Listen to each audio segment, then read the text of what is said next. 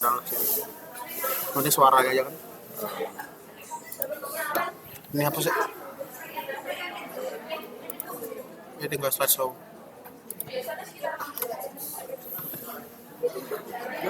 Bisa gak? Nah.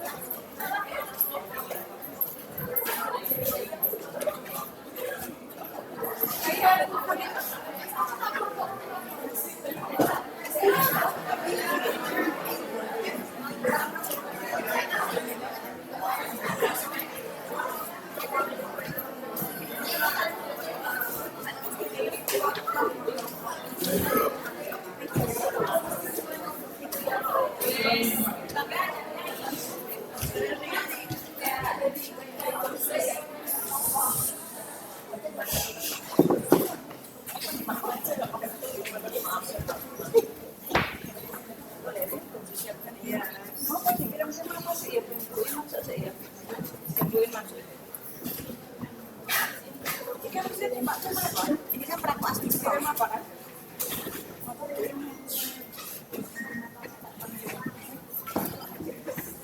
Ikutin nanti. Share di sebentar.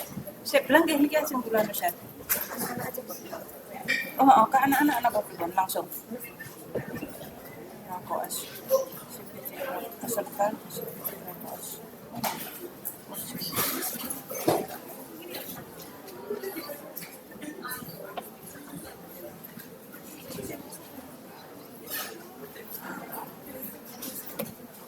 Ya, acung dessert. Nah. Tak kirim apa? Apa lagi? Anu, bentuknya PDF. Kan iki jek rong teko to bukmu, karo bukmu loro kae. Oh iya,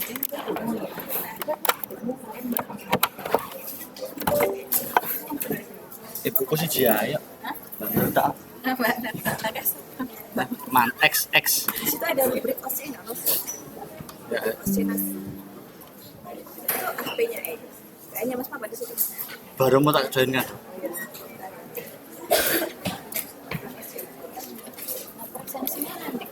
Jika bu anu, tak kayak bu orang muda.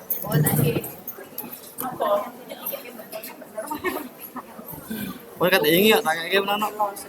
Takut apa? Hah? Telas. Iya.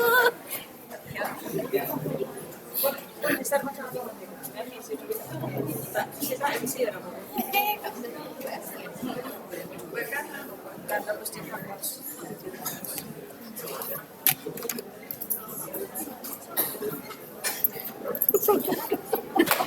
Kayak ide.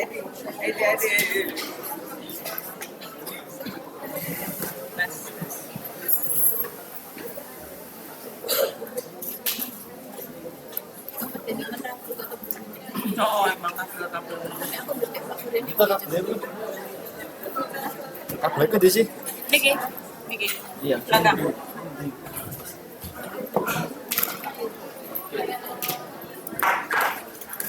Oh, cek.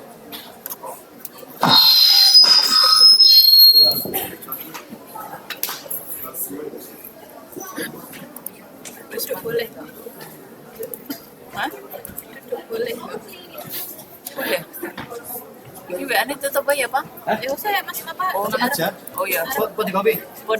Ya, Pun. Iki sing ngono, mau dibui. Ngono. Kuwi mau ngasih.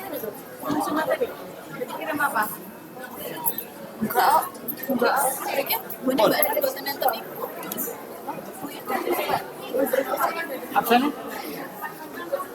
Lali. Tuh.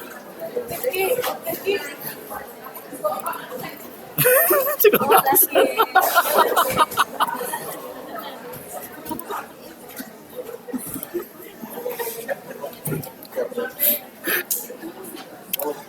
Coba Mas, ini kan Mas.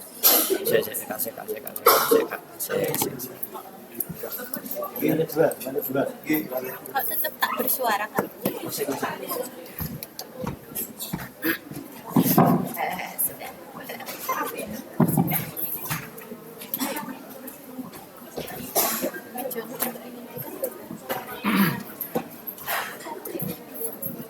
Ya, bisa yang mana dulu?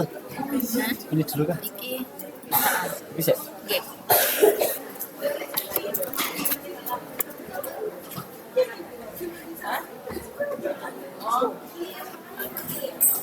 Ya.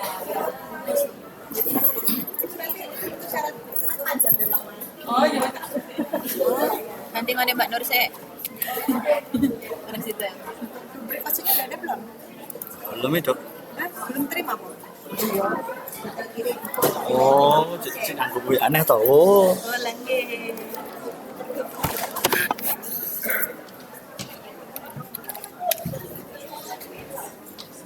Cuma buat tak kira buat buka tahu aja makanya. Nah, lah, gitu. Ana?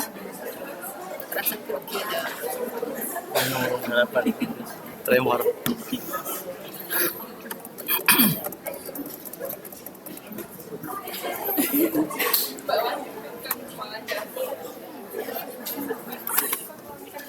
Iki sama mama. Saya sekali. Saya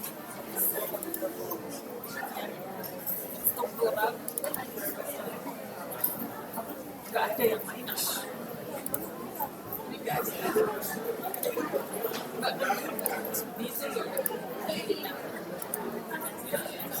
Buka, saya nggak dapat. Kamu nggak bisa sing. ini. Karena dia kan di berdem oning. Nah, iki yo buat. Siap. Iki kan sosmed di sini.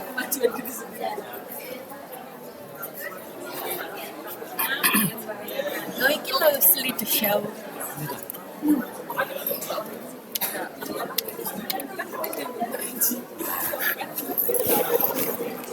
Ini tidak bisa bersama ini. Sini juga sini.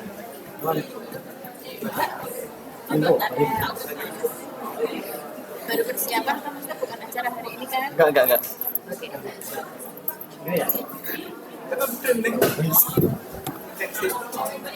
Waalaikumsalam warahmatullahi wabarakatuh.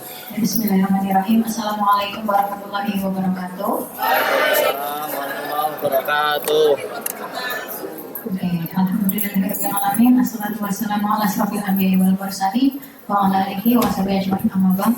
Sebelumnya dari hari ini kita akan melaksanakan briefing untuk pelaksanaan ujian prakoas. Nanti akan ada beberapa arahan yang disampaikan dari tim profesi dan juga dari tim Skillab selaku pengelola untuk ujian OSCE. Namun sebelumnya adik-adik silahkan kursi bagian depan dipenuhi dulu.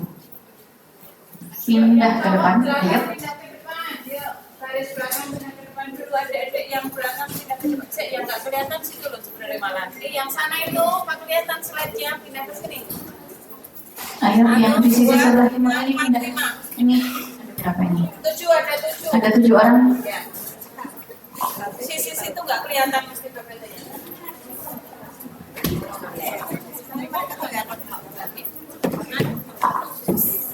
Ayo Dek.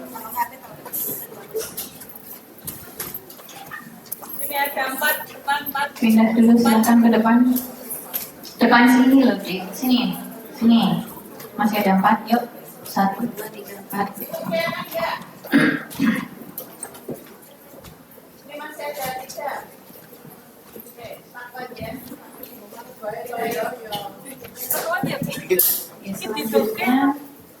Selanjutnya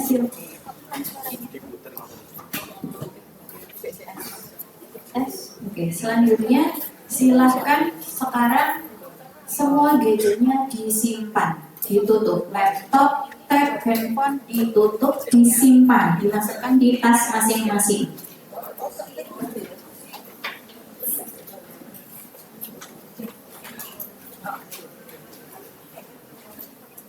Taruh di tas, bukan digenggam. Taruh di tas. Tasnya taruh bawah, nggak usah dipaku.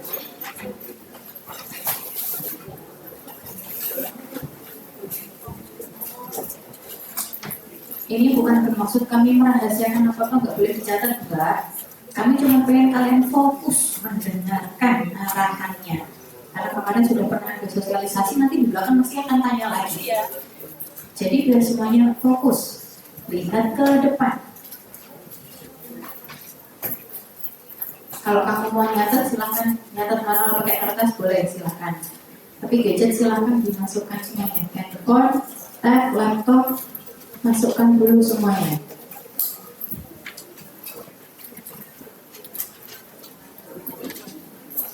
Oke. Baik, nanti untuk hari ini akan ada beberapa arahan. Yang pertama terkait dengan teknis ujian osteopakoas. Kemudian yang selanjutnya nanti akan ada arahan terkait dengan proses pendaftaran koas juga. Nanti akan yang pertama untuk osteopakoas akan disampaikan oleh Dr. Norma Huda dan Dr. Erna. Kalau mungkin ada tambahannya. Kemudian nanti dilanjutkan dengan arahan dari Dr. Liim selaku keprofesi. Kemudian nanti sambil tanya jawab, kalau nanti ada yang masih belum jelas, silahkan boleh ditanyakan. Mungkin untuk mempersingkat waktu, karena sudah jam 10 lebih, untuk kesempatan pertama saya serahkan ke Dr. Norma Huda.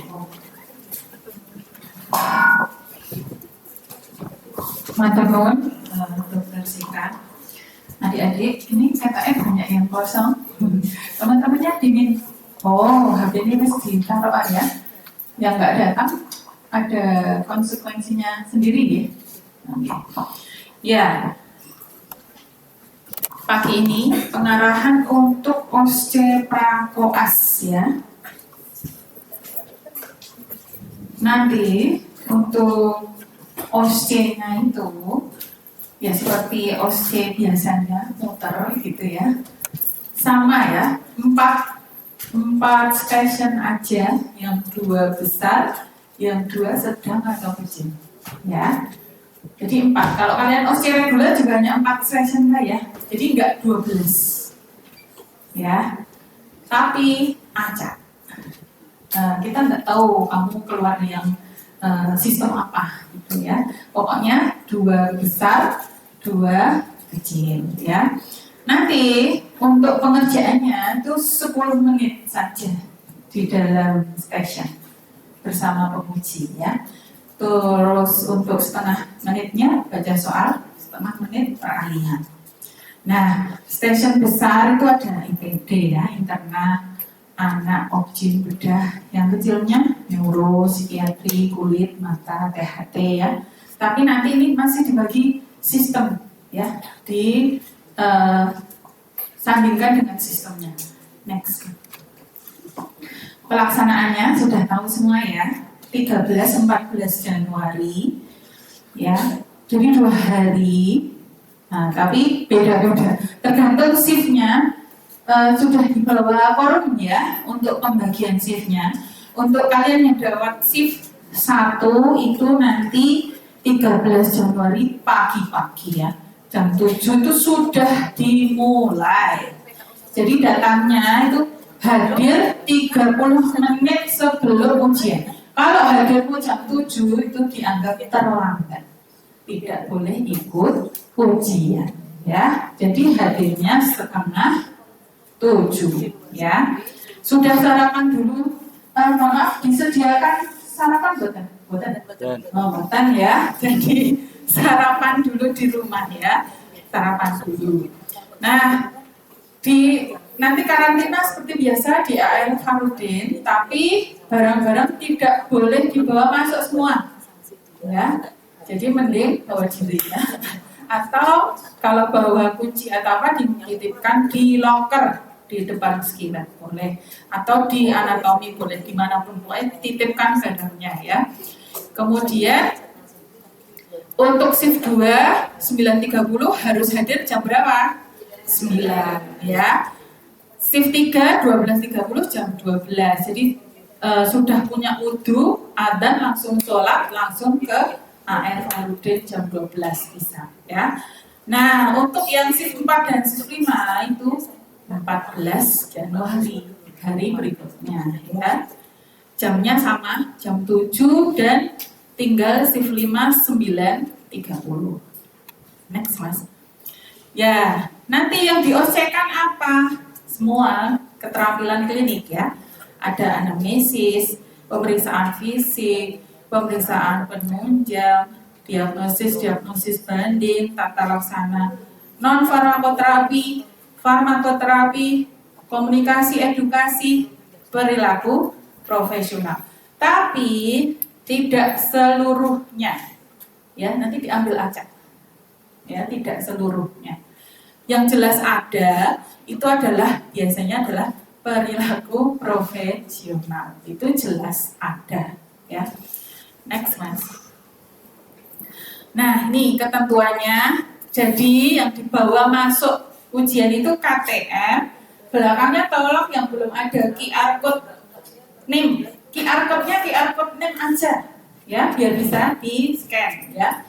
Yang belum punya QR code NIM ditempeli QR code NIM ya. Apalagi yang nggak punya KTM. Harus cari nggak? Ya, masuk buku KTP ya. Kan KTM itu tujuannya adalah iki ujian pajak modul gitu ya. Jadi tidak ada joki ya. Ada pernah joki ya. Jadi memang harus pakai KTM yang atau tanda pengenal yang ada fotonya ya. Kemudian ya berpakaian sesuai ketentuan kita ya yang di banner itu ya. Untuk putri minta tolong pakai jilbab yang langsung saja biar tidak kesulitan saat pasang stetoskop ya.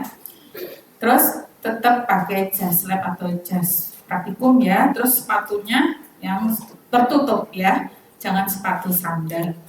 Next, nah ini barang-barang yang dilarang dibawa ke ruang karantina. Sudah nggak boleh bawa HP, laptop, tablet. Jadi kalau udah di karantina itu siap ujian, ya. Ini ketentuan di Oscenos juga seperti ini, ya. Next, Mas. Ya, kalau mau simpan di loker, tolong dalam keadaan off atau mati ya. Keder terus ya, loker ya, ditelepon terus ya. Nah, kalau ada yang hilang, itu tanggung jawab masing-masing ya. Next. Nah, ini tadi ya. Kalau terlambat, jadi kalau ketentuannya itu 6.30, 9, jam 9 gitu ya. Kalau lebih dari itu, terlambat nggak boleh ikut ujian. Next, Mas. Ini ya. Jadi nanti seperti biasa, yang instruksi peserta ujian tugasmu apa itu ditempel di pintu sama ada di meja ya. Jadi nek bingung apa lupa tinggal baca lagi yang di meja gitu ya. Jangan misal tadi kan ada anamnesis semua lengkap. Yang ditugaskan aja ya. Jadi lakukan yang ditugaskan. Next, Mas. Oh, potong ini ya. Potong. Bawahnya nggak ada. Apa dikecilkan? bisa kepotong lagi. Itu masih banyak ini bawahnya. Ya, masih banyak. Yang aku tak kirimi lagi ya. Lagi next sebelumnya Mas. Ya, jadi ini yang kategori sistemnya ya.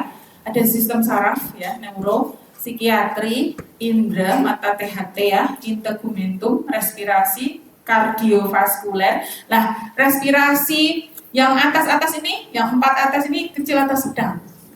Ya. Terus yang di bawahnya respirasi, nanti ada kardiovaskuler. Nanti respirasi itu bisa anak, bisa masuk interna, ya. Anak interna bisa. Bedah juga bisa, ya. Jadi bisa internanya, respirasinya bedah, bisa respirasinya anak, bisa respirasinya interna. Kardiovaskuler juga, ya. Terus gastrointestinal, hepatobiliar, pankreas. Terus ada lagi nanti endokrin, aduh saya lupa. Nanti saya kirimkan ya. Itu bisa anak, interna, bedah. Nanti yang benar-benar objek hanya sistem reproduksi gitu. Ya, di bawah masih banyak ini ya. Masih ingat nggak? Hematologi sama hematologi dan muskuler. Oh ya, ada hematologi dan keganasan. Terus ada lagi muskuloskeletal. Muskuloskeletal juga sama, bisa bedah, bisa anak, bisa intern. Gitu ya. Bingung? Enggak ya? Enggak. Next one. Nah, ini contoh ya. Contoh instruksi peserta ujian ya. Seorang kakek berusia 70 tahun datang ke praktik dokter umum dengan keluhan hidung tersumbat yang tidak kunjung sembuh. Ya. Apa ini? Ya. Nah, tugasnya lakukan anamnesis, lakukan pemeriksaan fisik yang terkait. Ya. Jadi kalau tidak terkait, tidak dilakukan ya. Yang terkait, yang relevan untuk pasien ini ya. Sesuai dari hasil anamnesis yang kalian lakukan ya. Kemudian tegakkan diagnosis dan biasanya 2 diagnosis banding. Jadi kalau kamu hanya bisa 1 diagnosis bandingnya aja, nilainya kurang. Apalagi salah diagnosisnya, apalagi diagnosis banding kok jadikan diagnosis kerja, tambah salah gitu ya. Ada poin-poinnya ya. Jadi kalau yang benar ya diagnosis banding, di diagnosis banding, diagnosis kerja, di diagnosis kerja. Kalau terbolak-balik, nanti nilainya makin berkurang gitu ya. 0 dari 0, 1, 2, 3 biasanya ya. Nah, ini diminta sampaikan kepada penguji. Jadi, Mbok sampaikan kepada penguji. Nggak usah ke pasien. Boleh ke pasien, diulang lagi ke penguji gitu deh. Next, Mas. Nah, ini ya, yang nomor 3 ini nggak usah ya. Yang jika pada instruksi peserta ujian terdapat tugas 1, usulkan pemeriksaan penunjang yang relevan.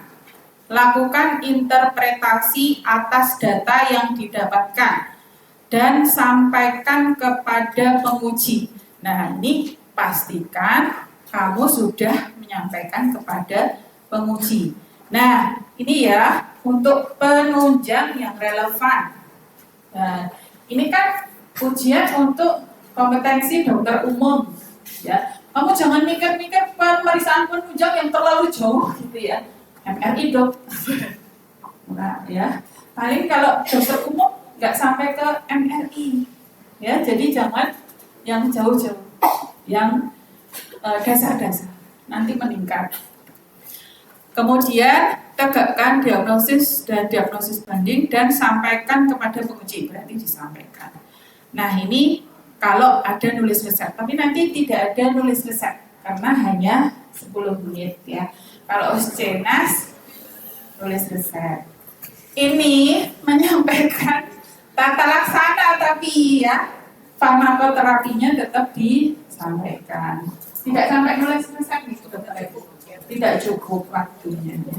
Langsung alhamdulillah. Next ya.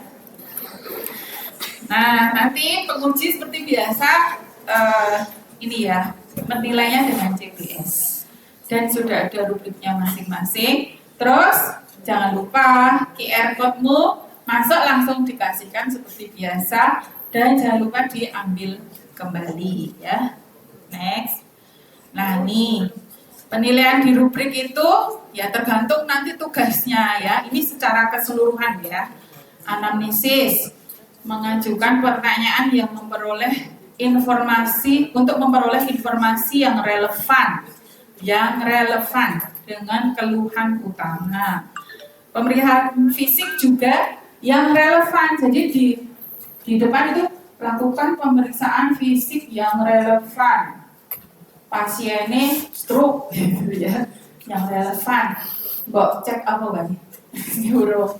Neuronya apa aja? Apa mbok tes falsafah? Enggak ya. Jadi lakukan yang relevan untuk pasien ini, terserah kamu mau apa aja. Ya, apa nih pasien stroke contoh nih? Kesadaran. Terus apa deh? Langsung. Neurosiji apa beta? Kesadaran sama apa? Neuro 1, 2, 3. Neuro 1 kok. Motorik kita yang neuro 3. Neuro 3 motorik. Iya kesadaran. Terus apa deh? Iya, saraf kranialis ya. Stroke kanan. Saraf kranialisnya buat cek ya. Yang relevan ya. Terus apa bedanya dari saraf kranialis? Kalian ya, ingat tak? Saraf kranialis 1 sampai 12 ya. Terus neuro 2 apa? Menial sign ya. Ya. Apa lupa ya? Ya wes. Refleks ya. Neuro 3 refleks fisiologis, patologis gitu ya. Jadi tulisannya di situ cuma pemeriksaan fisik yang relevan. Tapi tetap tolong ya, pemeriksaan fisiknya apa baik itu? Kesan umum. Kesan umumnya apa baik? Kesadaran. Terus kesan gizi. Terus kesan sakit, ya, sakit ringan, sedang, berat, gitu ya. Gizi cukup, kurang, gitu. Hanya kesan tuh ya, nggak ngitung, ya. Setelah kesan umum apa? Tanda vital, ya. Tanda vital apa aja? Tensi, nadi, suhu, respiratori, kadang ada SpO2, ya.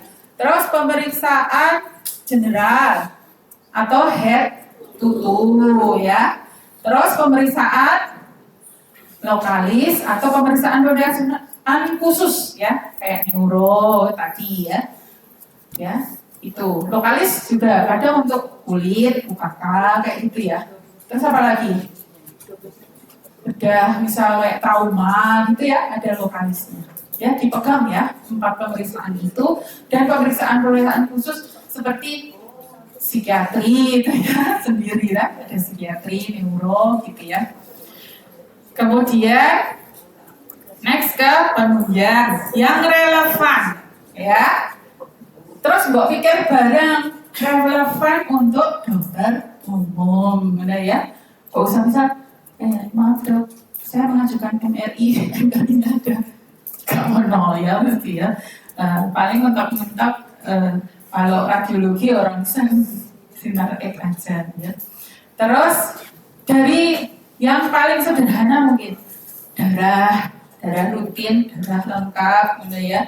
Elektrolit, kimia darah, sering lupa. Kimia darah ya apa itu? Ini ada ya. Apa gula darah, kimia darah ya, kolesterol yang seperti itu. Urinalisis barang ya. Terus radiologi ya. Terus interpretasi. Jadi mbok baca, mbok simpulkan ya. Ora usah dibaca ulang. HB-nya 15. Nek normal berarti ya ora usah disebut. Misal ada trombositnya 90.000, berarti kamu interpretasinya trombositopenia mono ya. Jadi dibaca disimpulkan, orang berkok bocor gitu ya. Disimpulkan pemeriksaan ini, kesimpulannya apa, ini interpretasinya apa, gitu ya. Terus ngusul ke yang relevan ya. Terus diagnosis banding tadi sudah ya. 1 diagnosis utama, 2 diagnosis banding ya. Next, Mas. Nah, ini kalau kadang ada non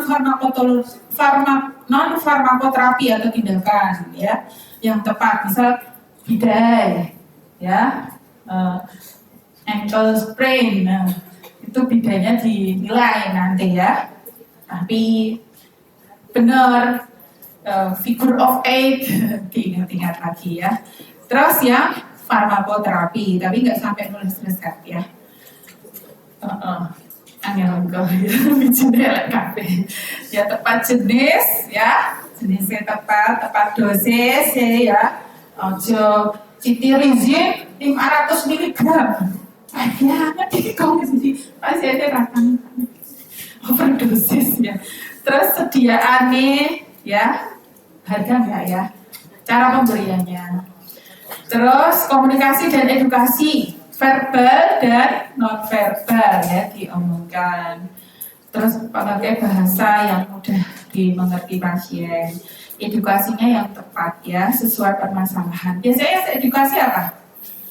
Edukasi apa?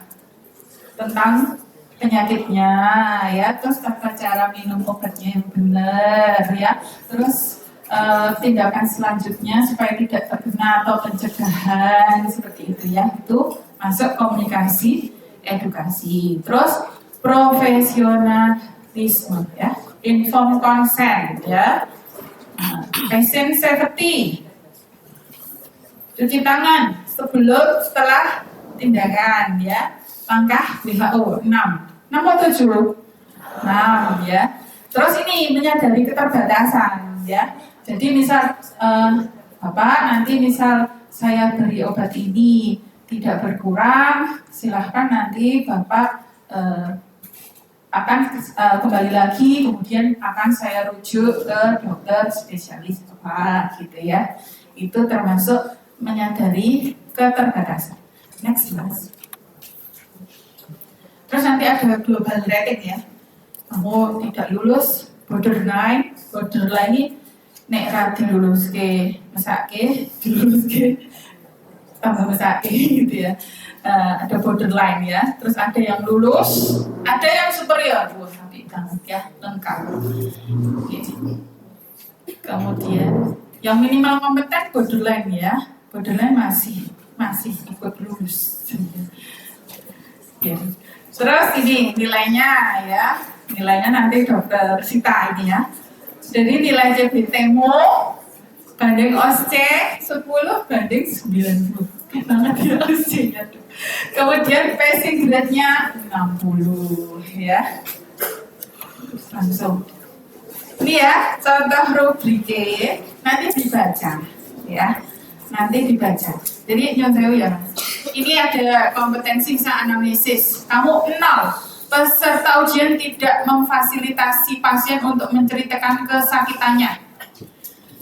Nilaimu DKI 1 sama penguji kalau memfasilitasi pasien, namun sebagian besar pertanyaan tidak mengarah pada informasi yang relevan, sesuai dengan keluhannya gitu ya. 2, ini memfasilitasi tapi hanya sebagian kecil pertanyaan yang tidak mengarah pada informasi yang relevan. 3, itu memfasilitasi, terus pertanyaan-pertanyaan itu sesuai untuk mendapatkan informasi dari sakitnya pasien. Itu ya, itu diwaca ya. Akeh marake ya, jangan bisa. Nah ini banyak ya. Contoh yang mana? Komunikasi, poinnya banyak. Terus lagi terakhir profesional. Nah, kamu sangat profesional jika 1, melakukan setiap tindakan dengan berhati-hati dan teliti sehingga tidak membahayakan pasien dan diri sendiri. 2, memperhatikan kenyamanan pasien. Orang sikile pasien diuncalke, Pak ya. Terus melakukan tindakan sesuai prioritas ya. Menunjukkan rasa hormat. Nah, mengetahui keterbatasan dengan merujuk atau melakukan konsultasi bila perlu. Ya, ini kalau kamu lakukan semua, nanti perilaku profesionalmu nilainya, gitu ya. Terus nanti ada global rating. Tidak lulus, borderline, lulus atau superior. Gitu ya.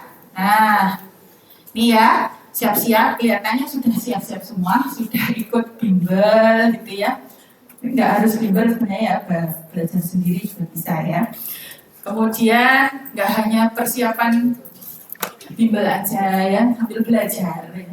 Belajar baca-baca penyakit yang di SKDI ya, yang keluar paling yang di SKDI. Oh iya, sudah punya buku pedoman psikiat nasional. Oh belum, nanti saya kasih. Biasanya yang keluar juga tidak jauh dari situ ya. Ya, terus jadi persiapkan ilmu dari atus ya, dari anamnesis sampai terapi ya. Persiapkan fisik, mental sebaiknya, jangan lupa sarapan, relax ya. Ini usahakan ke kamar kecil sebelum ujian ya. Saat OSCE fokus pada tugas dalam instruksi, tidak seluruhnya dilakukan, paling hanya dicuplik-cuplik ya. Fokus ya, nggak usah lali terus melakukan hal lain, nggak ada nilainya ya. Misal kamu lupa harusnya tata laksana non farmakologi, terus gue lali ya, terus genetok biji melakukan pemeriksaan lain, oh usah sing diminta ya nggak ada di rubrik. Meskipun kamu bisa melakukan yang lain, kalau yang disuruh nggak bisa ya nggak itu nilai gitu ya. Oh ya, tolong juga ini lupa tadi ya, pemeriksaan penunjang tolong belajar itu kita itu bahasanya mikro ya. Gambar kuman gonore iki kaya apa bentuke ya. Bakteri gram positif, bakteri gram negatif, pewarnaannya apa itu ya. Terus sering juga keluar ya. Paling gini kulit kayak gitu ya. Oke, tuh tadi lupa kelewat. Next nah. Ini ya, cuci tangan, prosedur aseptik dan inform consent ya. Next mas. Ya, ada pertanyaan sampai di sini? Sudah siap semua ya? Ada pertanyaan? Tidak ada? Oke, semoga Ilham.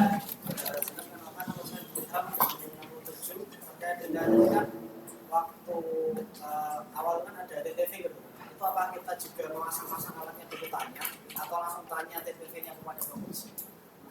Ya, nah nanti tergantung soalnya. Jadi dibaca, usulkan.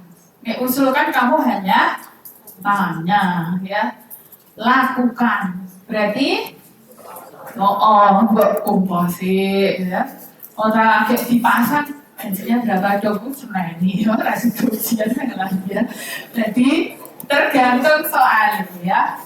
Usulkan, lakukan. Nah, mulanya jadi ini memang melatih ketelitian ya. Jadi pas OSCE usulkan, lakukan, termasuk pemeriksaan penunjang. ya, pemeriksaan penunjang juga ada yang lakukan ya, kerok kulit, kalau lakukan, nah loh ya.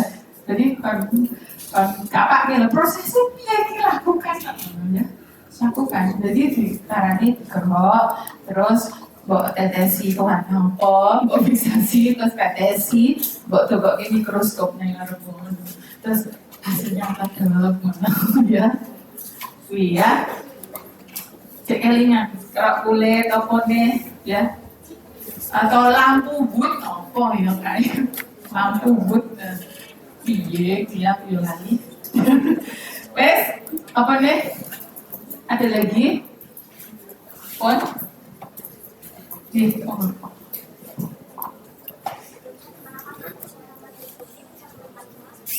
Sebenarnya semisal ada soal yaitu apendisitis, kan otomatis pemeriksaan khusus pada bagian abdomen ya dokter.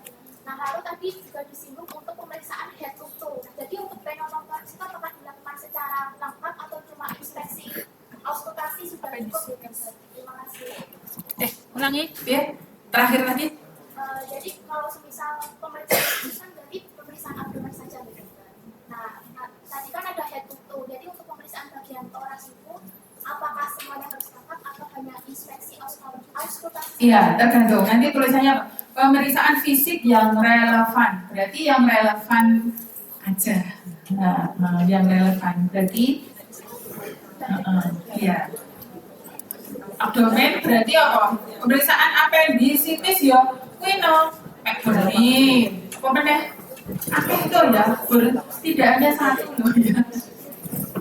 Ya. Tapi biasanya ya, kalau yang kesan umum vital sign itu tetap dilakukan ya. Terus kamu misalnya nggak pingin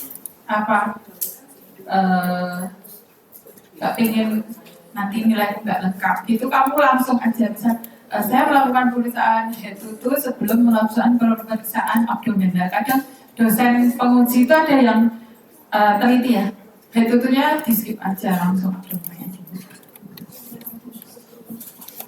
Ya. Atau ya nanti ada yang spesifik. Kalau relevan biasanya yang relevan, yang sesuai. Dengan pemeriksaan misal appendicitis ya pemeriksaan yang di sekitar abdomen. Tapi kalau appendicitis misal ada demam juga kan ya, itu nanti vital sign-nya tetap ya, itu tetap relevan toh ya. Kadang appendicitis ada mual muntah, ya, itu abdomen ya. Ada tambahan dokter ini?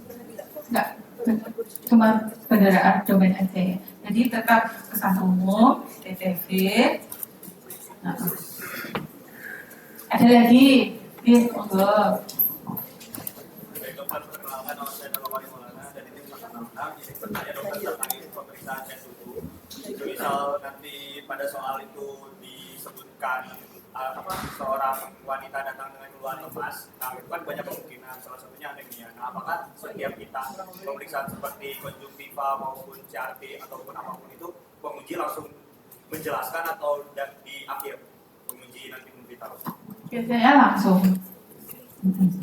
langsung ya. Jadi pemeriksaan yang relevan itu tidak hanya relevan pada rubrik soalnya, tapi kamu dari anamnesismu udah mengarah penyakit apa gitu ya. Udah mengarah ke penyakit apa dulu. Kalau penyakitmu salah, dong berarti salah pemeriksaan relevanmu. Hati-hati ya. Angel ya. Jadi kamu anamnesisnya kudu menjurus dulu. Nek Pak anamnesis aja mau orang tekan ngedidik penyakit ini. Engko malah kebanyakan waktu terbuang pemeriksaan fisiknya jadi panjang banget ya. Nah, kalau anamnesismu tepat, jadi tepat itu nanti pemeriksaan yang relevan. Ya. Ambon ya? Monggo dokter kita, Ambon. Apa? Kalau misalkan pada kasus kegawat daruratan, apakah tetap pemeriksaan daruratan? Kegawat daruratan, contohnya Misalnya pasien datang dengan kesadaran menurun. Head to toe-nya kan beda toh. Dia kok head to toe para ABC, airway, breathing, circulation ya. Gitu kan? Kejang, anak kejang demam. Kadang tidak disuruh pemeriksaan fisik. Iya. Iya, tata laksana. Jadi tidak semuanya itu pemeriksaan fisik ya. Kami yang menyesuaikan kok ya. Itu. Misalnya kan pemeriksaan fisik yang relevan kejang pakai status kejang ya. Pakai kejang-kejang ya mesti merhatikan kan pemeriksaan fisik itu pasien kejang di sana ya. Personal diri. Terus apa deh? Ada lagi. pertanyaan terkait dengan farmakologisnya tadi, itu kan tadi di awal bilang kita tidak berat saving ya dokter. Tapi tadi selain ada memberikan dosis, nah kita nanti kira-kira dalam memberikan tata laksana farmakologi apakah hanya menyebutkan obatnya saja atau sampai ke dosis sampai berapa hari? Jadi sampai ke dosis cuma nggak menuliskan resep gitu. Iya. Kalau makin lengkap kan tadi ada kalau makin lengkap 4 tadi ya. Nah makin lengkap lengkap ya. Jadi 3 nilainya. Nek nulis sama aja dengan nulis ya sebenarnya ya. Cuma nulis setelah ditulis oke gitu ya. Nek nulis kok tidak tambah rumit. Kalau ujian nasional itu ada buku Fornas sama Doi Cideja, boleh dibuka ya. Tapi biasanya nggak sempat buka semua.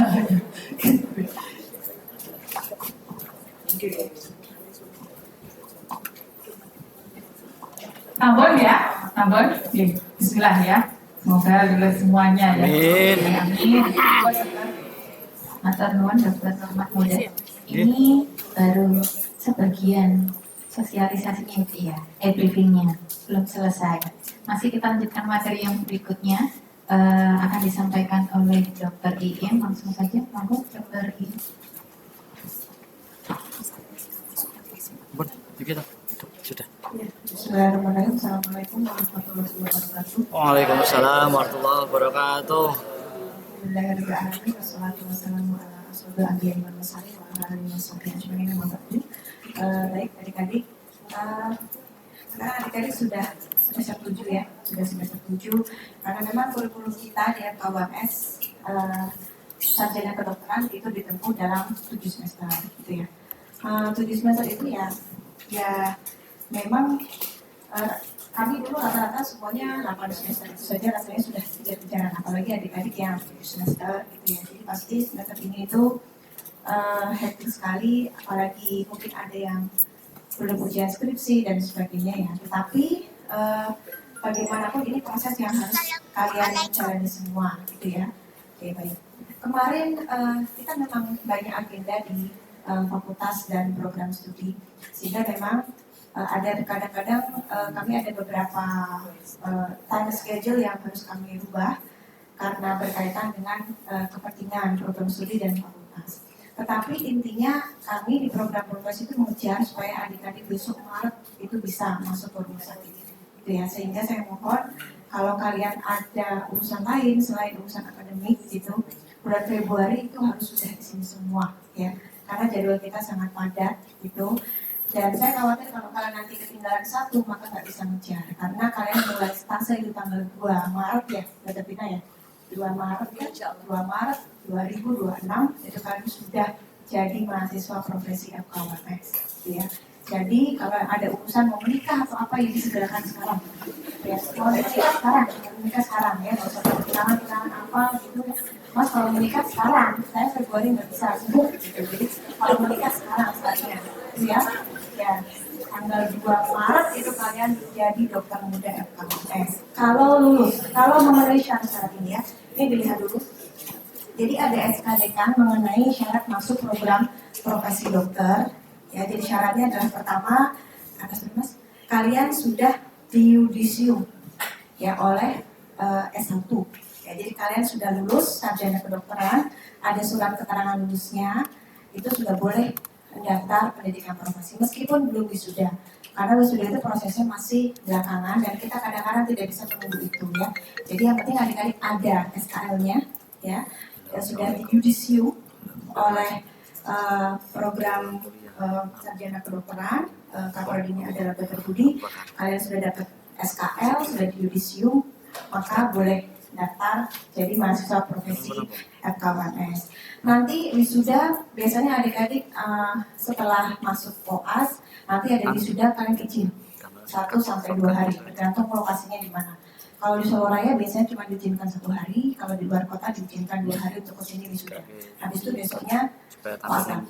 Itu ya. Kalau wisudanya hari Sabtu, ya hari liburnya jaga, Sabtunya pulang, hari Minggunya jaga. Ya gitu, ya memang begitu.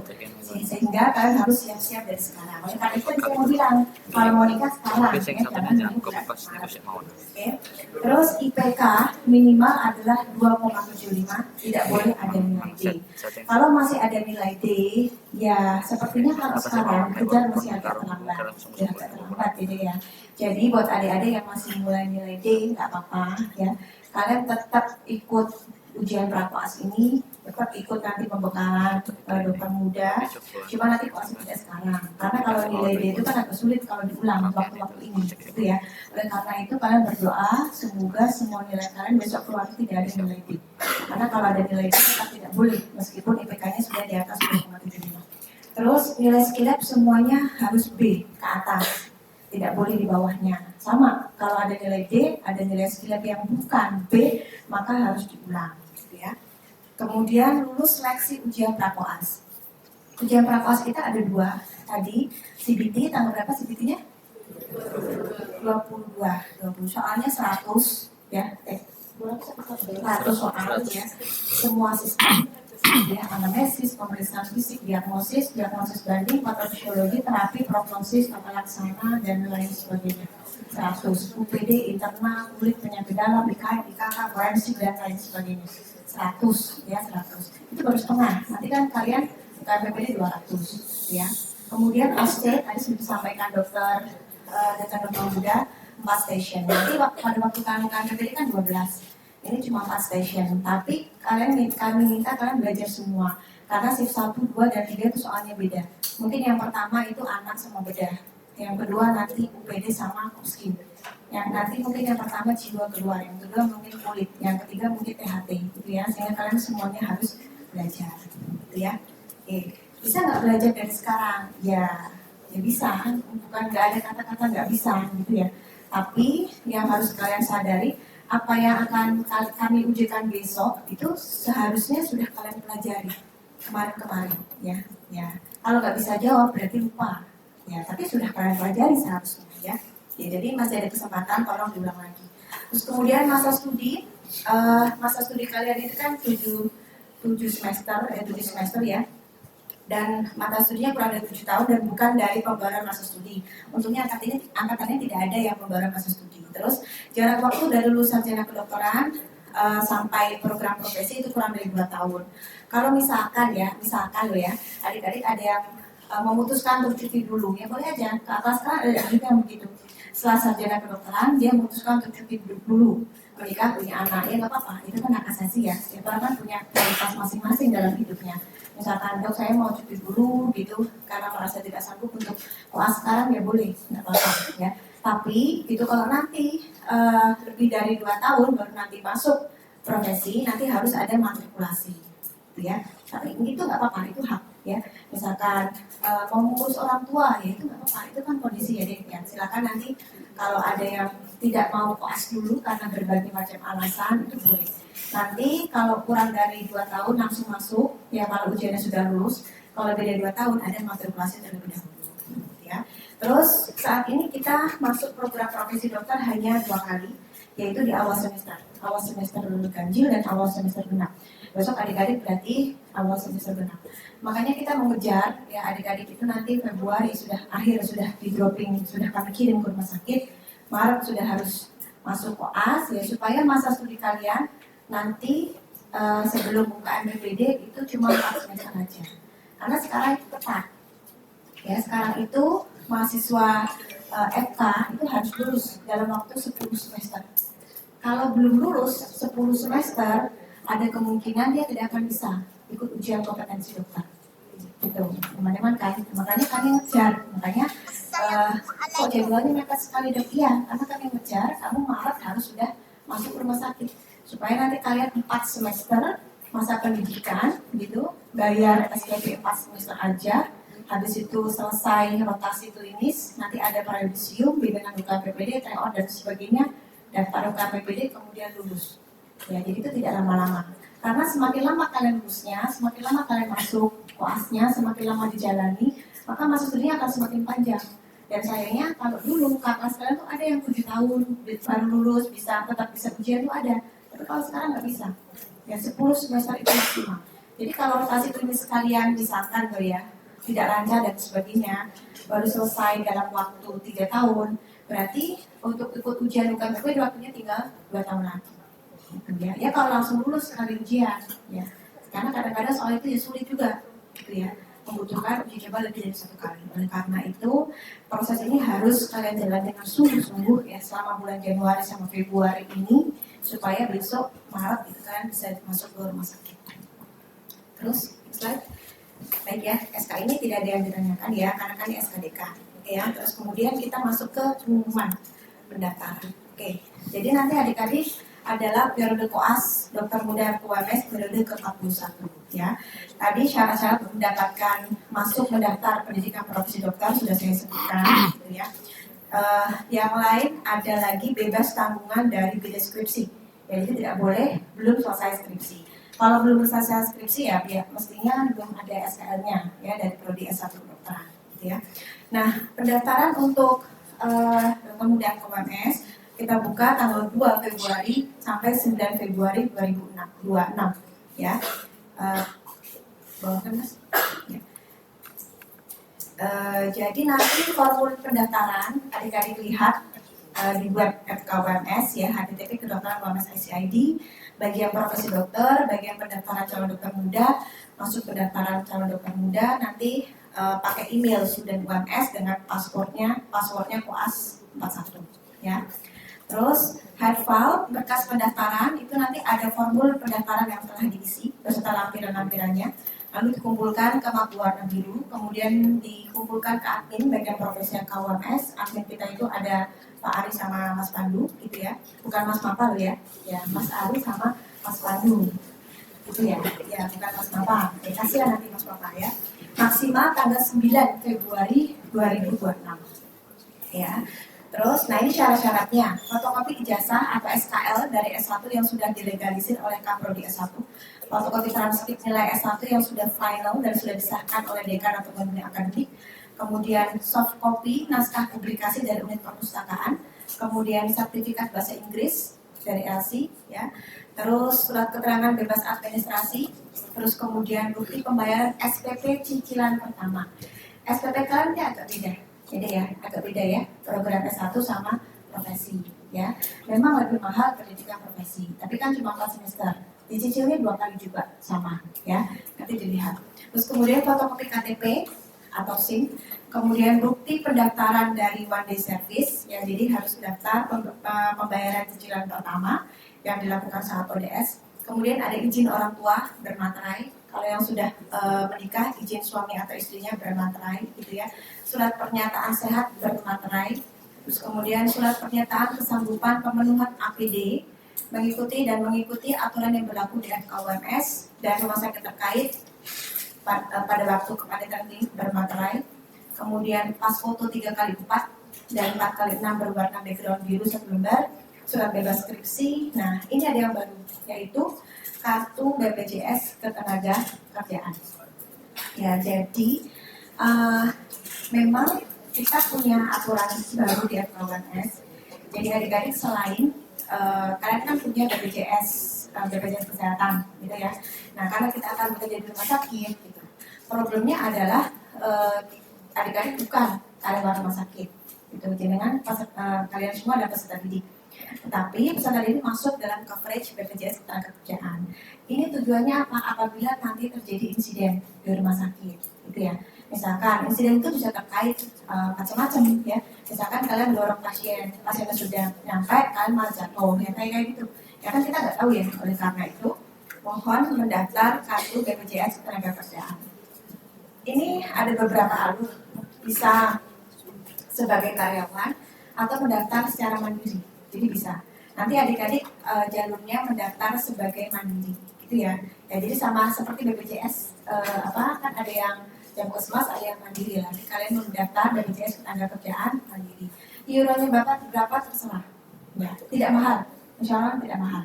Ya, karena semua bahkan residen ya, kemudian mahasiswa itu semua didaftar BPJS ketenagakerjaan.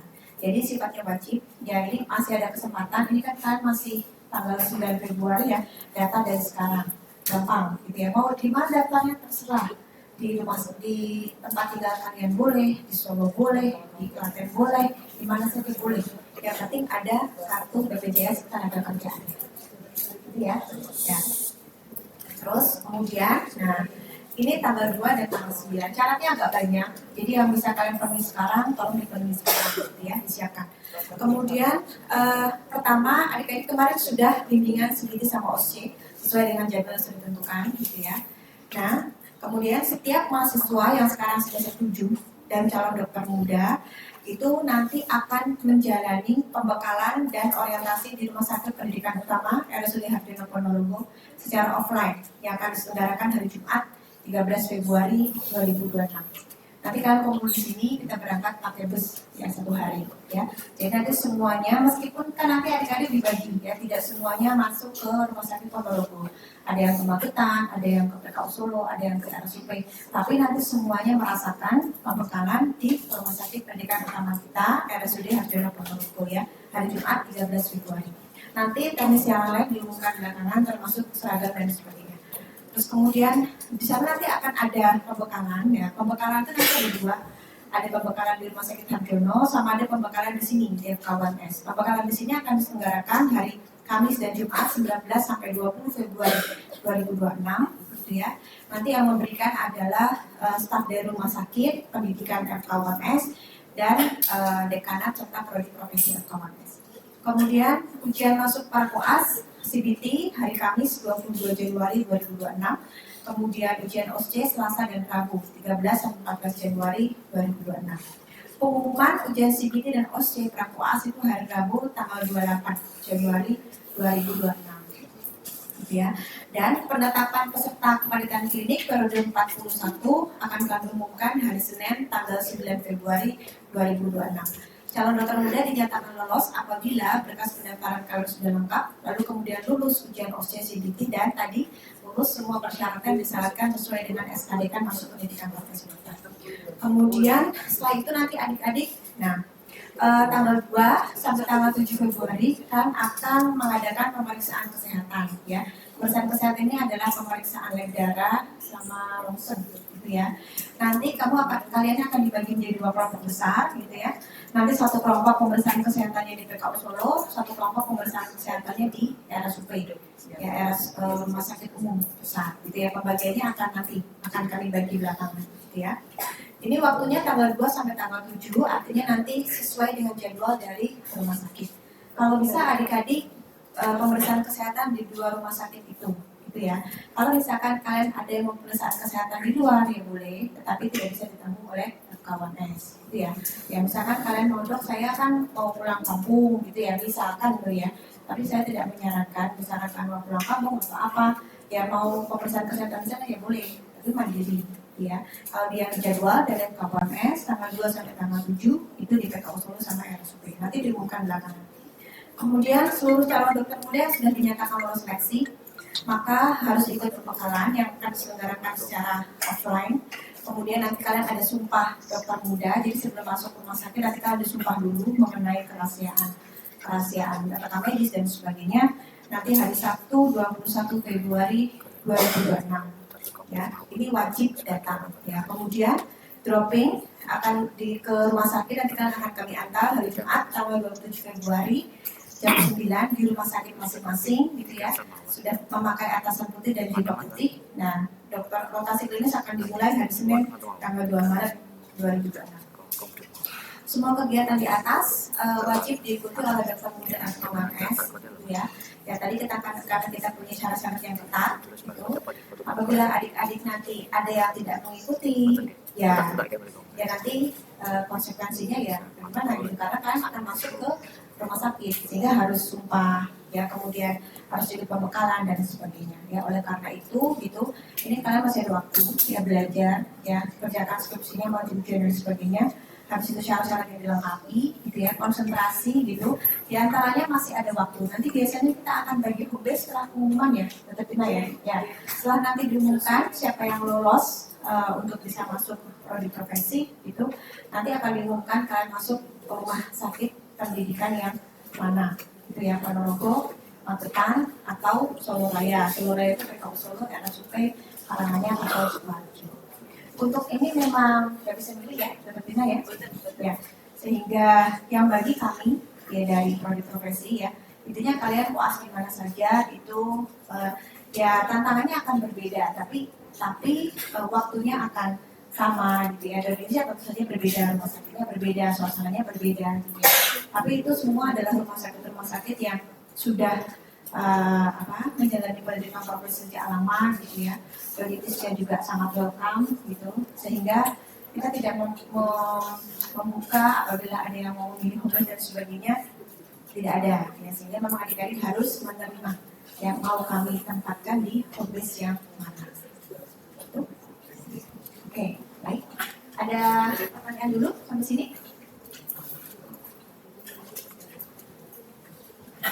Siapa? Ada yang mau tanya? Ya. Nanti pengumumannya dari siapa? Dari siapa? Samput. Ya, baik. Siapa yang mau tanya? Gak ada nih, gak ada yang mau tanya nih. Sudah jelas semuanya? Ya. Nanti jangan sampai japri satu-satu ya. Kalau tanya sekarang, gak apa-apa deh. Ya, aku tanya sekarang. Soalnya kalian mau ujian, mau belajar gitu, terus harus ini, harus itu, banyak yang harus dilakukan. Jadi kalau ada yang belum jelas, silakan ditanyakan. Ya, ini jadwalnya sudah dibuat gitu. Kalian tinggal menjalani sesuai dengan jadwal yang sudah kami rencanakan. Oke, ada yang mau tanya? Yang dari sana, yang laki-laki, ada yang tanya nggak? Nggak ada, sudah jelas semua. Kok laki-lakinya sedikit ya? Iya. Iya, sedikit. Oh, toh? Iya. 3 badan satu ya? Itu sedikit ya laki-lakinya. Oke. Adik yang perempuan, ada yang mau tanya? Ya. Nanti satu kelompok koas itu ya, ada yang laki-laki dan ada yang perempuan ya. Kalau usahakan seperti itu ya, supaya bercampur baur gitu ya. Terus kemudian tidak ada yang bisa pilih juga sekelompok dengan siapa, itu jadi kami acak gitu.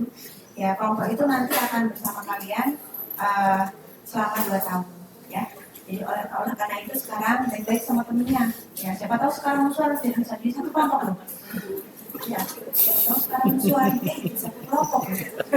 Teman senang harus menerima lagi. Tetap. Gitu ya. Ya. Dan satu kelompok itu memang harus kompak ya. Dia percaya sama saya, teman kalian waktu S1 itu belum kelihatan bagaimana warnanya. Nanti kalau ada koas itu baru kelihatan. Ya beneran. Sekarang masih jaim-jaim gimana itu kan nggak tahu. Egois itu nggak tahu. Ya nanti kalau sudah di rumah sakit, wah itu benar-benar kelihatan aslinya itu kayak apa. Ya, oleh karena itu adik-adik baik-baik sama teman yang sekarang gitu ya. Itu yang nanti akan mendampingi kalian selama pendidikan profesi, karena suatu kelompok itu benar-benar saling bergantung, jaga dan sebagainya. Kalau sekarang kan paling tugas ya yang dikerjakan per kelompok. Kalau bisa itu jaga, operasi pasien dan sebagainya itu dikerjakan satu kelompok. Oke, ini sudah nggak ada yang tanya ini? Beneran nih, nggak ada yang tanya? Sudah jelas semua ya? Ya, ada yang bertambahkan? Oh iya, mengenai batas kelulusan. Tadi memang disampaikan di Nur Mahmudah komponen CBT 10, komponen OSCE 90. Sebenarnya dia itu adalah bukan komposisi yang ideal ya. Jadi kami itu membuat komposisi nilai, kami mempertimbangkan nanti hasil kalian pada waktu ujian OSCE sama ujian CBT itu bagaimana ya.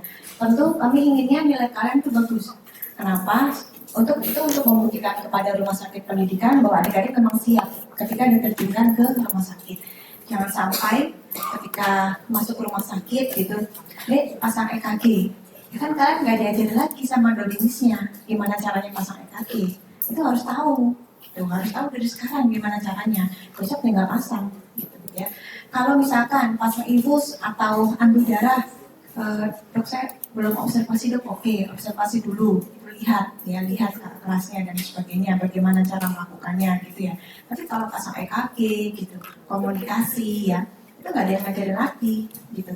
Jadi pada waktu profesi kalian harus mempraktekkan apa yang kalian dapatkan selama di sini. Oleh karena itu kami mohon bantuan besok CBT dan OSCE kalian laksanakan dengan sebaik-baiknya gitu ya. Nanti komposisi itu tidak harus selalu begitu. Ya sebenarnya saya maunya 50-50. Ya, tapi kalau seperti keinginan saya khawatirnya nanti yang lulus akan sedikit. Ya, kalau yang lulus sedikit, nanti masalahnya kami berjalan waktu dengan masa studi kalian, gitu ya. Ya, jadi tolong dikerjakan dengan sebaik-baiknya, gitu ya. Tidak usah dilihat komposisinya. CBT cuma 10%. Tapi nyatanya nanti ada juga yang nggak lulus kok, gitu ya. Kalau nggak lulus ya sudah. Kalau kalian belum lulus, belum menyatakan lulus, belum lolos ujian prakoas, gitu, mereka ini belum bisa masuk pendidikan profesi. Gitu, dan ini sudah terjadi loh ya. Ya, ada yang belum bisa masuk pendidikan profesi karena belum lulus ujian prakoasnya. Jadi mohon dikerjakan dengan sebaik-baiknya gitu. Jangan karena terus kemudian CBT-nya 10% jadi tidak dikerjakan dengan baik gitu. Ya, siapa tahu kalian posisinya juga nggak bisa, kan cuma 4 station, kecuali sesinya 12, nggak bisa 1, yang 11 bisa masih lulus. Kalau sesinya 4, ya nggak bisa 2, kan bisa jadi nggak lulus, gitu ya. Ya, jadi mohon dikerjakan dengan sebaik-baiknya, gitu, supaya nilainya dengan baik, gitu, supaya nilainya bagus semua, sehingga nanti bisa segera untuk masuk pendidikan profesi. Nih, monggo Dr. Tina, Dr. Sita, ada yang mau ditambahkan?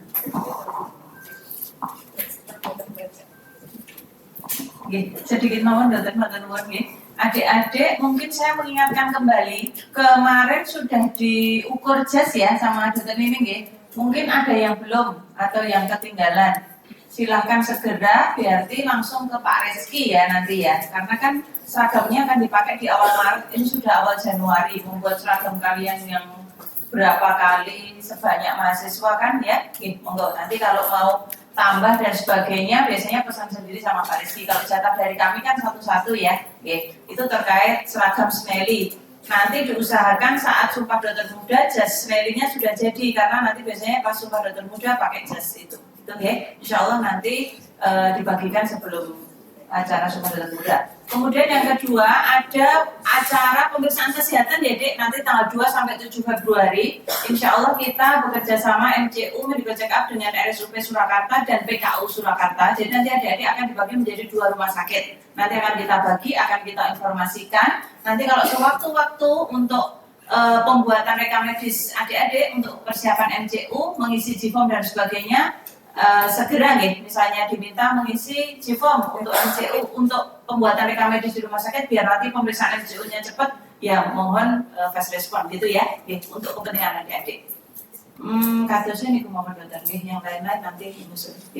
Dokter Nuwun, monggo Mbak Cita. Dokter Nuwun, Dokter Tina. Adik-adik ada yang mau ditanyakan lagi enggak? Kalau tak suruh ngulang bisa? Sudah jelas ya? Oh ya, ada yang kemarin menghubungi saya kalau kemarin belum ikut bimbingan koas karena belum ambil skripsi, ada di sini? Nggak apa-apa, cuma untuk mendata saja. Ada yang belum ambil skripsi di sini? Boleh angkat tangan? Berapa orang? 1, 2, 3, oke, sudah. Artinya kalian tetap ikut juga. Jadi kemarin kan sebenarnya memang ini rangkaian ujian, seleksi, kemudian nanti pembekalan itu karena ini periode besar ya. Jadi kami sistemnya di profesi itu sebenarnya untuk pendaftaran koas itu kan 1 tahun 2 kali, setiap semester 1 kali.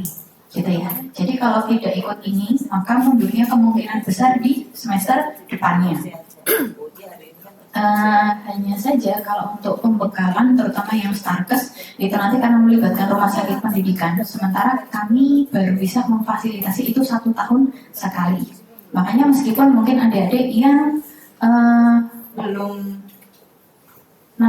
lolos ujian prakoas pun nanti tetap ikut pembekalan yang ke Ponorogo terutama yang Starkes. Jadi pembekalan Starkes itu artinya pembekalan utamanya karena nanti itu adalah di rumah sakit pendidikan utamanya. Jadi meskipun apapun kondisi kalian, mau koasnya sekarang, koasnya besok, tetap ikut dulu sekarang. Siapa tahu nanti semester depan kalian sudah selesai skripsinya, tinggal nyusul. Jadi pembekalannya kalian sudah nyicil dapat duluan, tinggal masuk di koasnya, gitu ya Dek ya.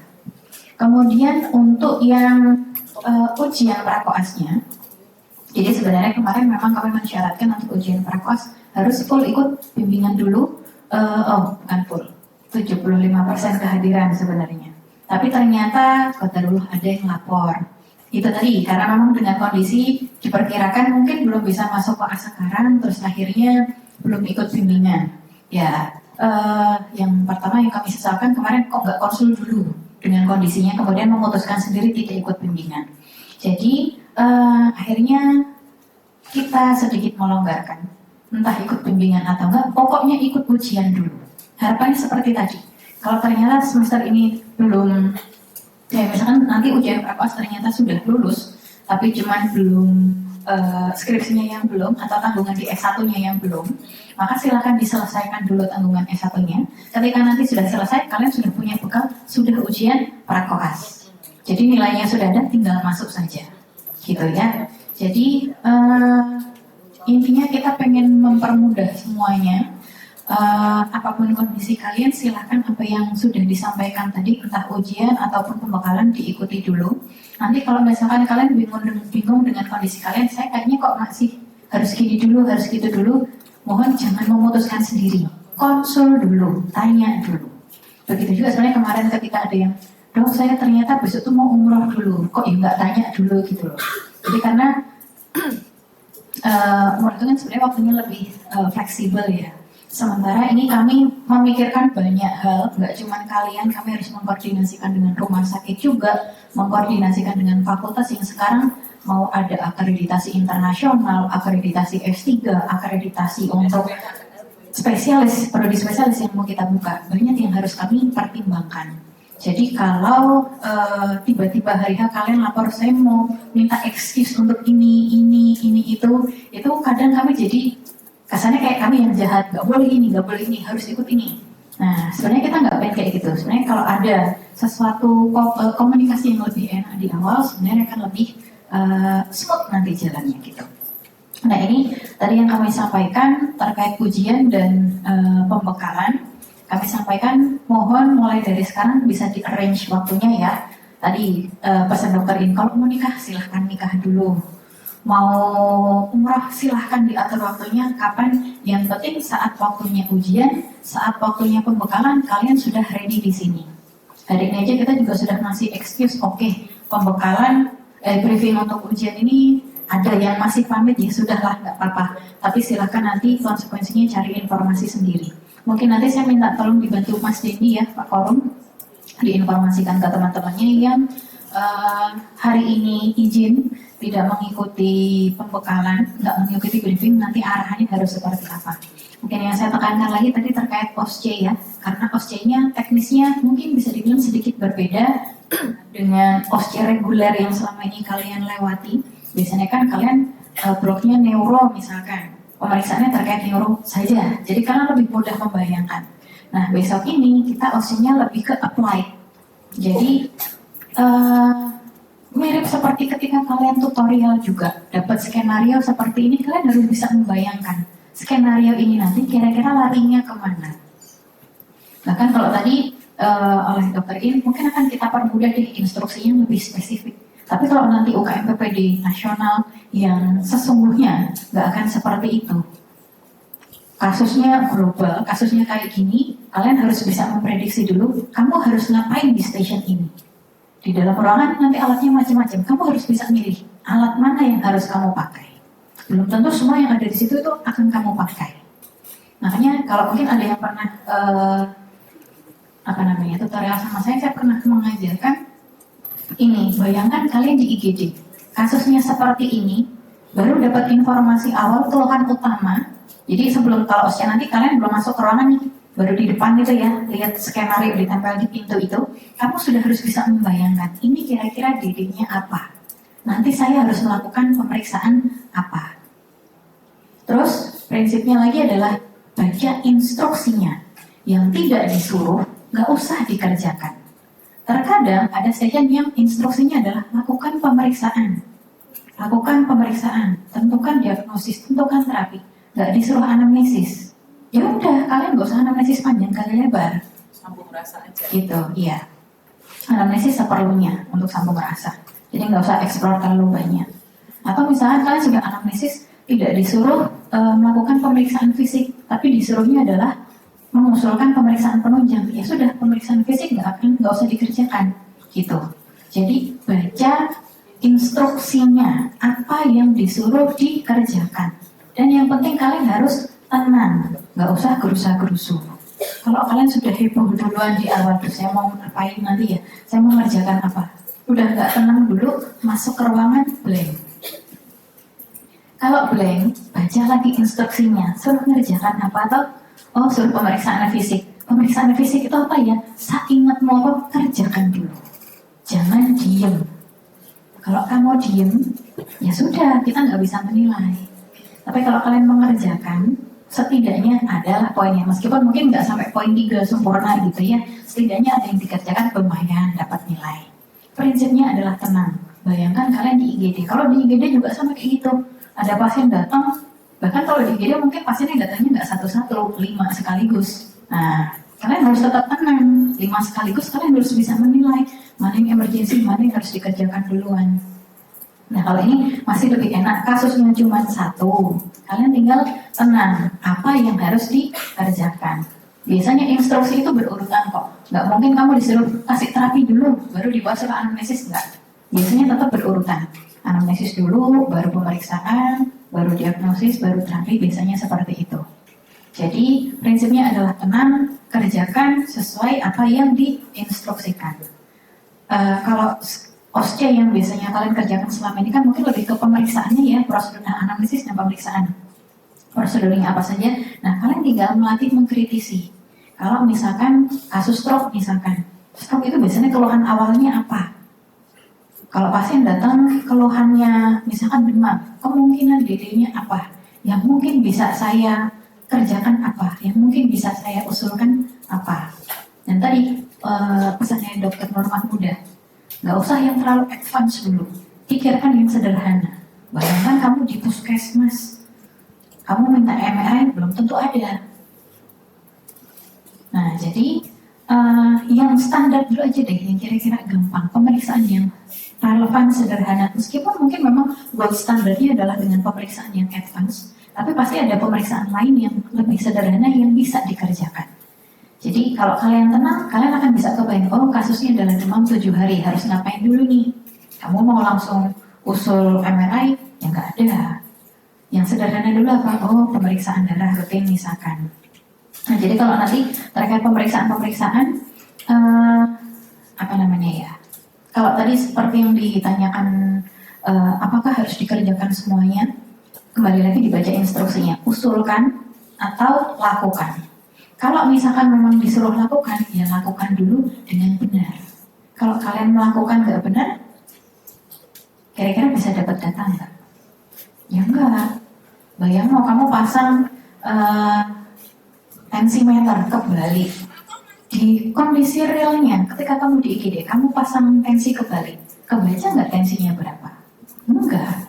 Ya maka ketika nanti ujian, kamu melakukan seperti itu, kamu tanya hasilnya berapa? Ya nggak akan ada datanya. Dan kalau OSCE itu, penguji akan minimal interupsi. Kamu dari awal mengerjakan salah, beliau mungkin nggak akan ngasih kode. Jadi kalian harus aware. Misalkan usulkan pemeriksaan. Dok, saya usul radiologi ronsen, nggak ada data. Kok nggak ada data? Berarti itu salah. Kalau kamu nanya, nggak ada data, berarti usulan kalian belum tepat. Yang diminta bukan itu. Silahkan cari alternatif yang lain. Gitu ya. Itu untuk ujiannya. Nanti setelah itu tadi akan dilanjutkan dengan ujian CPT. Kemudian hasilnya nanti akan kami olah.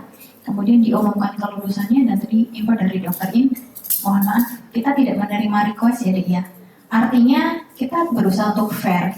Semua probability, peluang untuk semua mahasiswa ditempatkan di home base mana itu sama semuanya. Bukan berarti, Ponorogo itu rumah sakit utama, paling susah, tak kasih semua anak-anak yang pintar. Enggak seperti itu. Kita bagi rata. Jadi kami nanti dari hasil IPK kalian, dari hasil ujian kalian, semuanya akan menjadi pertimbangan kenapa si A kita tempatkan di Ponorogo, kenapa si B kita tempatkan di Magetan, kenapa ini ditempatkan di provinsi yang lain. Dan mungkin juga perlu jadi pertimbangan karena gini, ketika kalian home base di Magetan misalkan, belum tentu seumur hidup kalian akan di situ terus. Kalian akan ada kemungkinan nanti dipindahkan ke home base yang lain. Karena koas itu kondisinya sangat fleksibel. Misalkan kamu home base di Magetan, kamu bulan depan harusnya masuk di stase anak. Qadarullah, Dodiknis di SMF anak, umroh berjamaah. Gak bisa terima koas. Kami berusaha agar kalian siklusnya tetap jalan. Sehingga kalian dipindahkan ke home base yang lain. Jadi ketika dipindahkan itu bukan berarti kita jahat. Kita asal pilih, ini pindah aja, enggak. Pasti ada pertimbangannya. Biar kalian rotasinya tidak nganggur, nggak tunggu. Kalau ada pernah kejadian seperti itu, mahasiswanya tidak mau dipindahkan ke home base yang lain. Konsekuensinya adalah nunggu. Kebetulan di stase besar nggak mau dipindahkan, ya sudah berarti off dulu 10 minggu. Kalau mau, boleh, silahkan. Ada kejadian seperti itu, mau, boleh. Artinya masa studinya akan nambah. Mungkin perlu diketahui juga ketika nanti masa studi nambah, sekarang sistemnya UNIF tagihan keuangan itu per semester. Kamu nambahnya sehari, tagihannya 1 semester. Kamu nambah seminggu, tagihannya tetap 1 semester. Nambah sebulan, tagihannya tetap 1 semester. Makanya kami berusaha supaya rotasi itu selesai tepat pada waktunya. Jadi kita juga butuh bantuan kalian untuk menyelesaikan rotasinya tepat pada waktunya. Kalau nanti digeser 1 bulan lagi, ya masuknya semuanya diundur di April aja. Nanti kena semester baru, kalian kena cas SPP lagi. Kita menerapkan itu supaya sama-sama enaknya. Gitu ya, Dek ya. Jadi kemarin kalau ada yang nawar, ujiannya mundur aja. Masuk koasnya mundur dulu. Kita belum bisa memfasilitasi itu karena ada beberapa pertimbangan yang menyangkut banyak hal. Keuangan kalian nanti juga, kondisi di fakultas dan lain-lain. Gitu ya. Jadi sebelum kita tutup, ada yang mau ditanyakan atau dikonfirmasi lagi? Oh iya, untuk yang kemarin ujian CPT Progress Test sudah lulus, sudah ada nilainya. Nilai itu tetap kami pakai, kami terima. Nanti akan diolah seperti tadi yang disampaikan, nanti akan ada perbandingan nilai CPT dan OSCE akan kita olah menjadi nilai akhir. Untuk yang misalkan nih, karena tadi kan kita bilang passing grade-nya 60, misalkan nih nggak yakin, kok CPT saya kemarin kan awalnya kita bilang pengumumannya 60 ya, akhirnya kemudian kita turunkan jadi 50. Mungkin yang nilainya 50 nggak yakin, saya 50 nih, kok passing grade-nya yang ini 60.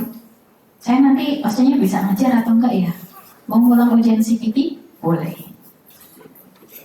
Tapi kalau kalian merasa nanti CPT itu susah lah, saya udah pasrah pakai nilai yang kemarin aja, boleh. Gitu ya.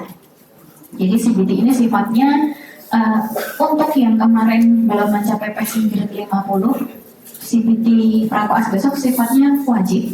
Tapi untuk yang kemarin sudah mencapai minimal 50, besok mau ikut lagi ya boleh, enggak juga enggak apa-apa. Kalau misalkan ikut lagi, maka nilai terbaik yang akan kita pakai. Tapi kalau sudah pasrah dengan yang kemarin, ya nilai yang kemarin dari progress test itu yang akan kita pakai.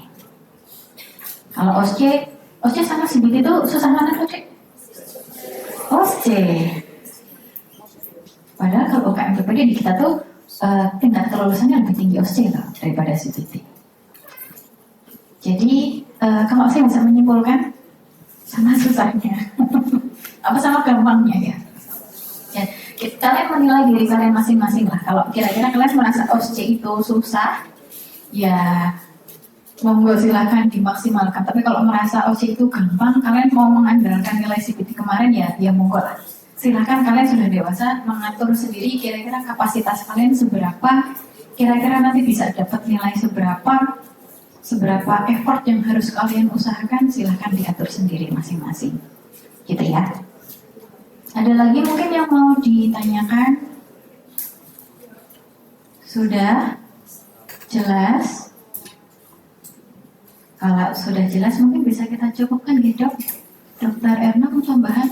Sampun? Dokter Tina, sampun? Ya kalau sampun berarti untuk briefing hari ini alhamdulillah sudah selesai. Oh ya, berarti ini kan screening, bukan screening ya, tahap awal kalian persiapan ke koas, tapi tadi juga sudah disampaikan Dokter Im, kalian belum lepas dari S1. Jadi skripsinya juga silakan segera diselesaikan. Jangan mepet-mepet. Nanti terus memaksa, dok saya sudah mau masuk koas, tolong mau ujian hari ini jam 10. Ya jangan. Jadi etikanya untuk ujian tetap dipakai. Silahkan bisa diatur waktunya biar sama-sama jalan. Atau malah ada yang mau ikut remet dulu. Nilai di semester 7 aman? Aman. Ada yang mau remet?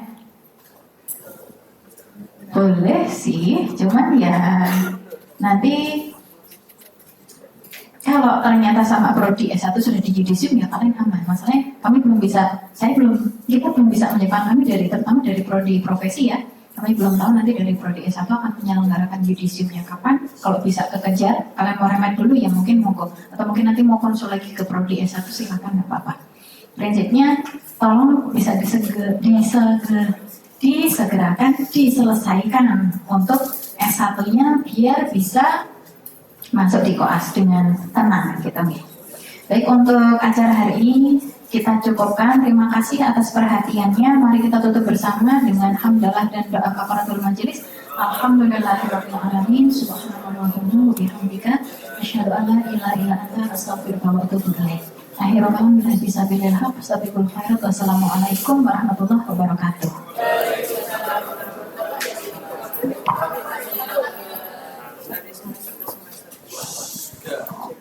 Presensinya tadi sampai mana, Cik?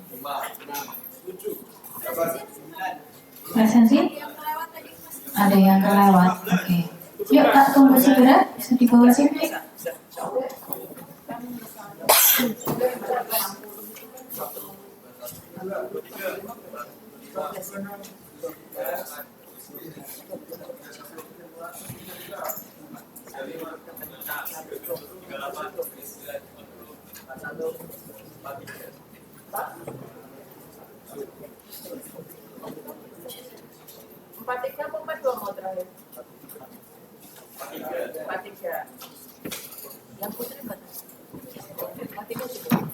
Mana presensinya?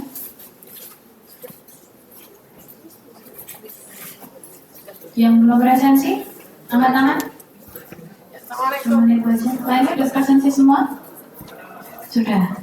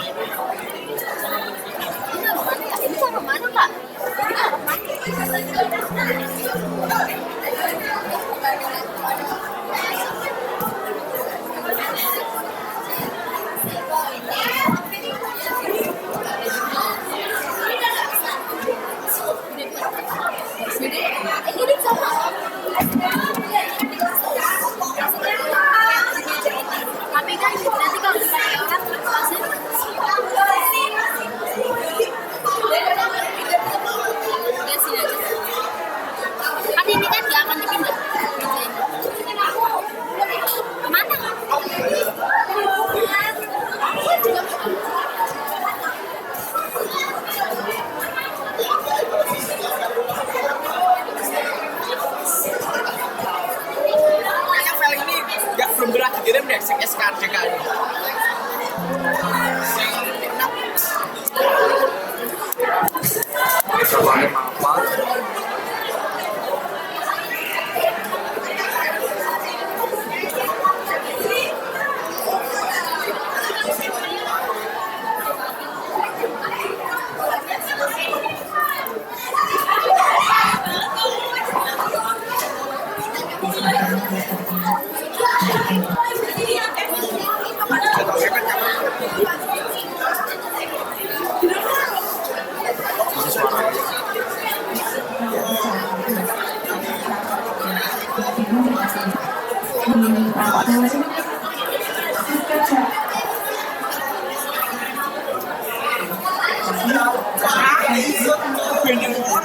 Besok apa ikut RT aja?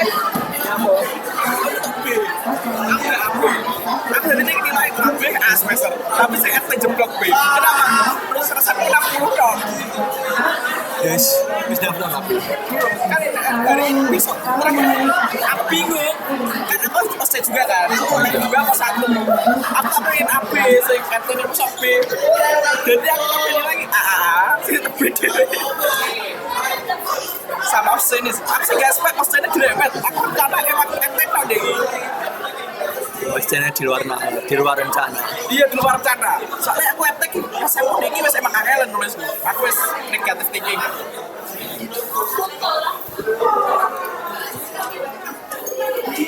Setelah napal aku udah selesai. Setelah napal. Oke, bro. Karena udah terusuk, tinggal nunggu motif. Udah terusuk nggak mau langsung. Fit kayak ngetok-ngetoki. Kayak ngetok-ngetoki. Kamu ingin malam ini ya? Aku tadi ada tinggal dia malam ini maghrib. Satu sekelompok kan?